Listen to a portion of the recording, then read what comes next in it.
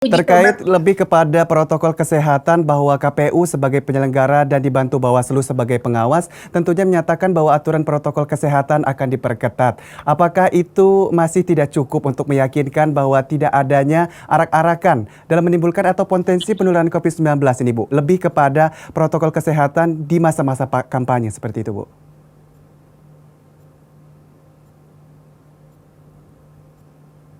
Ya, protokol kesehatan pada masa kampanye tatap muka langsung tentu akan sulit untuk dilakukan, kecuali mengikuti aturan berkumpul maksimal 5 orang.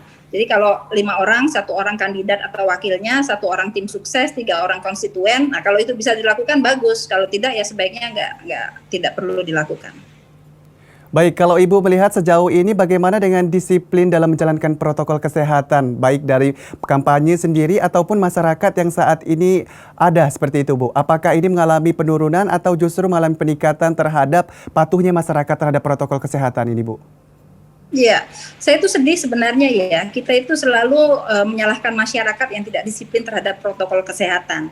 Bukankah itu artinya pemerintah gagal mendidik masyarakat kita untuk disiplin? Jadi ada baiknya pemerintah melakukan introspeksi diri mengapa masyarakat kita menjadi tidak disiplin.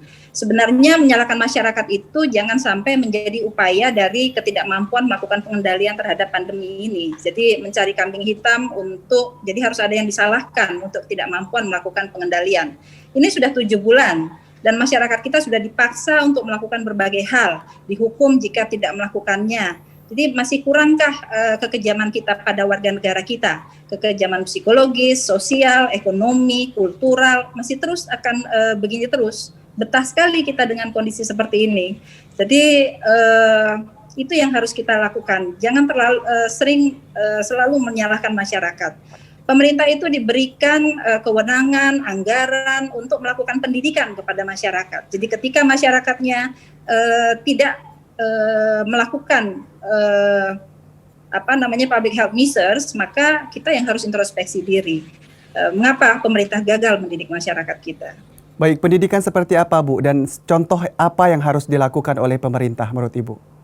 Ya, jadi pendidikan kepada masyarakat itu tentu dimulai dari pimpinannya. Ketika pemimpin itu tidak bisa diteladani oleh masyarakat, maka masyarakat juga merasa bahwa mereka juga tidak perlu untuk melakukan itu. Itu hal yang penting di dalam pendidikan masyarakat kita. Kemudian yang kedua, harusnya sudah ada progres yang baik sehingga membuat masyarakat kita percaya bahwa pemerintah ini mampu melakukan pengendalian. Kalau terus-menerus seperti ini tanpa ada titik terang kapan ini akan berakhir, tentu masyarakat kita juga menjadi letih dan bosan dengan kondisi seperti ini. Baik, berarti secara tidak langsung bisa terlihat bahwa untuk COVID-19 ini masih belum baik seperti itu.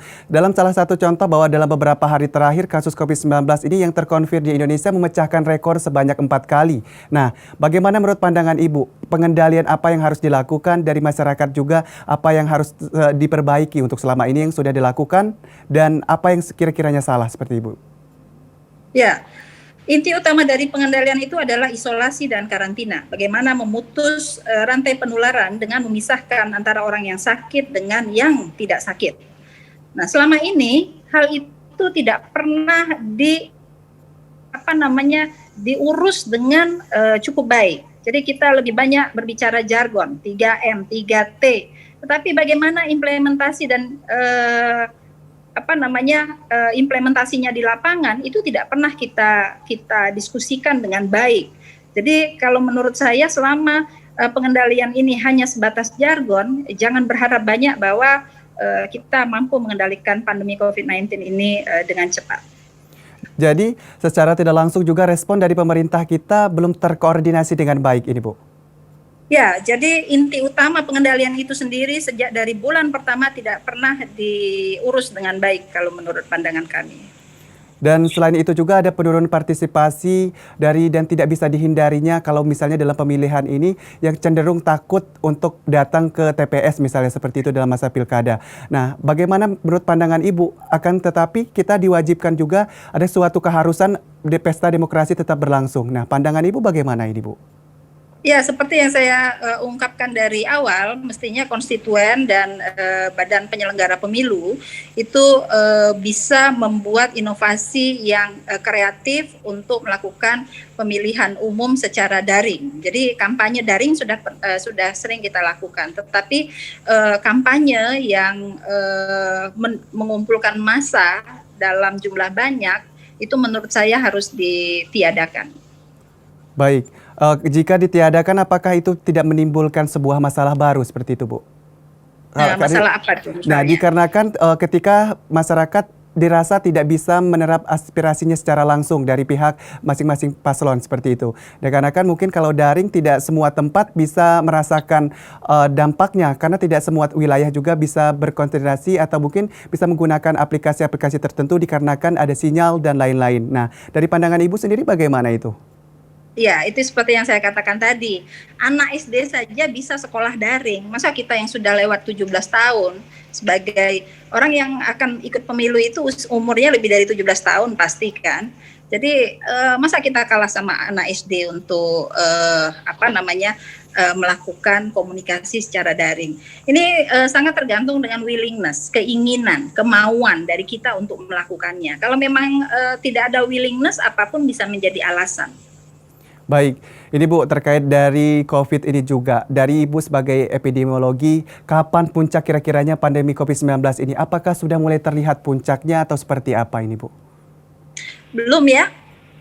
Jadi sepertinya fluktuasi kasus kita juga sangat tergantung dengan kapasitas laboratorium dalam melakukan pekerjaannya. Jadi kalau kapasitasnya naik, jumlah kasus juga naik. Jadi itu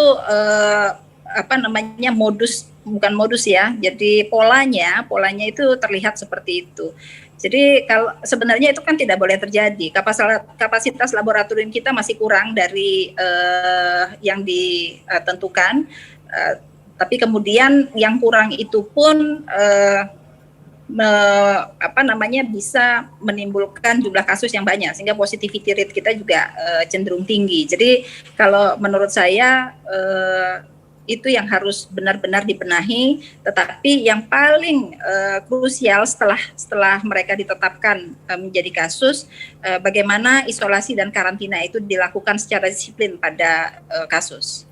Baik, terkait Dan dari kontak ya. isolasi dan karantina, tadinya kan mungkin lebih kepada karantina mandiri seperti itu. Akan tetapi klaster di keluarga masing-masing wilayah pun akhirnya mengalami peningkatan. Dan akhirnya ada rumah sakit rujukan dan akhirnya secara perlahan-lahan dikatakan penuh. Dan Ibu mengatakan bahwa tadi laboratorium juga belum memadai. Nah, untuk saat ini, di masa-masa genting saat ini, apa yang kira-kiranya dilakukan oleh pemerintah ini, Bu?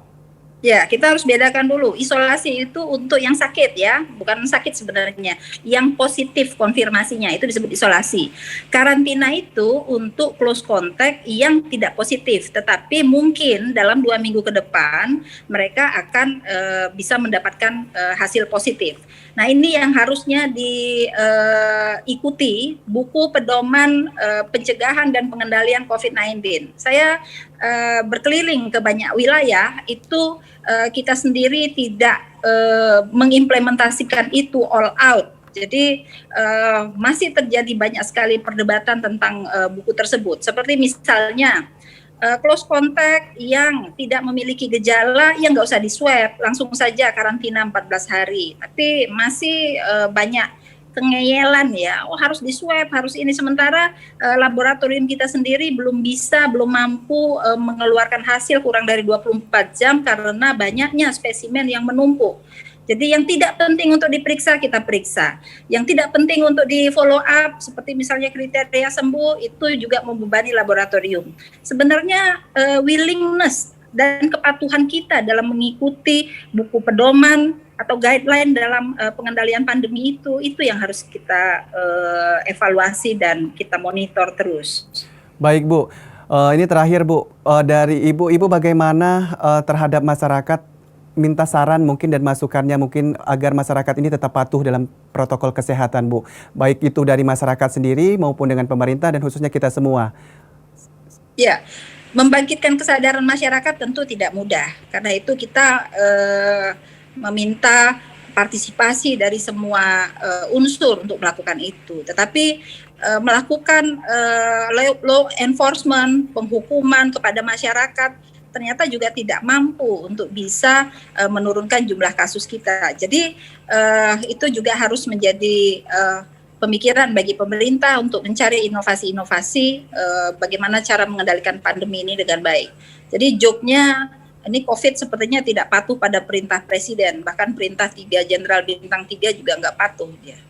Baik Bu, terima kasih atas kesempatannya untuk berbincang pada siang hari ini. Tentunya kita sama-sama berdoa agar untuk kampanye ini tidak ada klaster-klaster baru dan tidak menimbulkan banyak hal yang menyebabkan permasalahan seperti itu Bu. Terima kasih kesempatannya untuk siang hari ini Bu untuk bergabung di Nusantara Siang. Ibu Mas Dalina Pane, ya dari Kabid Pengembangan Profesi Perhimpunan Ahli Epidemiologi Indonesia.